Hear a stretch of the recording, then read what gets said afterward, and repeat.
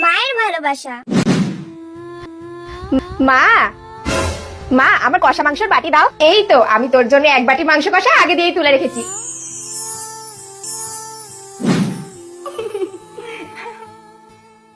মা তুমি যে আমাকে এতটা কষা মাংস দিয়ে দিলে সবার জন্য আছে তো? আরে তুমি খাতো, আমরা একটা ঝোল আলু দিয়ে খেয়ে নেবো। তুই মাংস কষা খেতে কত ভালোবাসিস।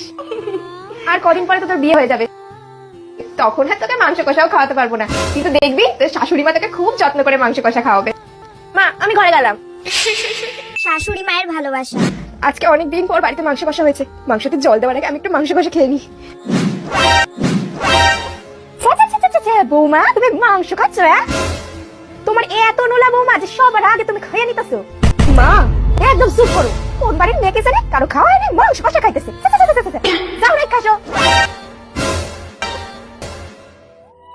কিন্তু দেখবি তোর শাশুড়ি মা তোকে খুব যত্ন করে মাংস কষা খাওয়াবে।